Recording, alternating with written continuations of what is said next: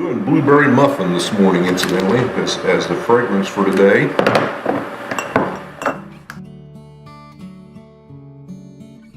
This is how we pour the candles at the farmhouse. Good morning, this is Mike Bohannon. I want to welcome you on behalf of the Farmhouse Collection and the Jamesport Candle Company to our facility where we produce our candles. We are set up for two different types of wax in our production. Okay, as we get ready to pour candles, we keep our wax in two different large containers here on each end. One holds the straight paraffin wax that we use for the little melters and the votive candles. It is considered a dry wax, and so as a result it shrinks away from the molds a person can handle it. The other wax that we use, there's a sample box of it here sitting on the counter, and it is the blend of paraffin and soy or vegetable wax that we use. It's really oily wax, but it's a premium quality wax, burns cleanly. To that wax, when we mix it in the machine in the middle with the hose, we add a block dye on 99% of our candles. On a few we use a liquid dye. Not chocolate bars. What are they? They're dyes. But they're not chocolate. We heat our glass to about the same temperature as our wax, and we use nothing more that's not high tech, but it's an old bread warmer that heats that glass up to that point. Glass is American made. We use a premium or a good quality glass in order to have a good quality product candle. The wicks that we use as we pour our candles, we use 4 different sizes in that size because the wicks are a cotton wrap around a little zinc wire.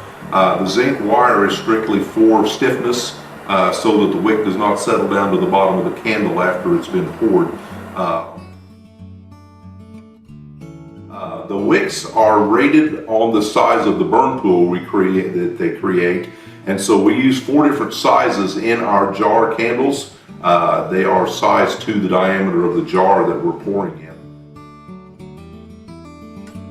Wicks are hot glued to the bottom of the jars in order to hold them in place until the wax cools somewhat. We mix our fragrance and our wax and our dye in this machine behind me. It has a small pump down on the bottom, a heated hose, and then a dispenser nozzle that we use to dispense the wax out as it's pumped up and over.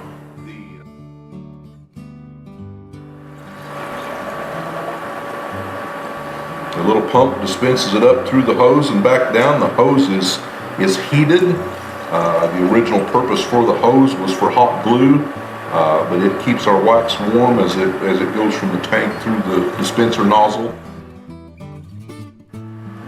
Our pouring process takes from start to finish about 4 to 5 hours. We pour, we let them set for about an hour. The wicks get soft and fall over due to the heat that we use when we pour. And so at about an hour, hour and a half, we will come back through and recenter that wick. By that point, the wax has cooled somewhat, so that damages the top of the candle. But within another couple of hours, we will come back through and do a top fill. That levels the top of the candle out, hides the damage from centering that wick, and at that point, we make sure the wick is centered and where we want it in the candle. And so generally, as a rule of thumb, I allow 4 to 5 hours from start to finish on the candles.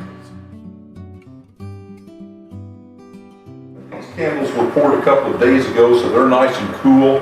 And the next step in this process will be trimming the wicks.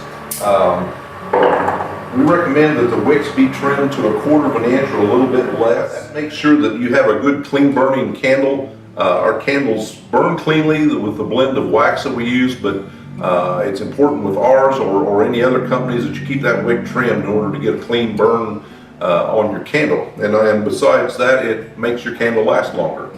These have been trimmed. They are ready to wipe the outside of the glass. We generally wipe the outside to remove any wax residue. The blend of paraffin and soy is a really oily wax, and in order to get our labels to stick properly, we need to wipe them off to make sure we've gotten rid of the wax or fingerprints or anything else on there so that our labels adhere properly.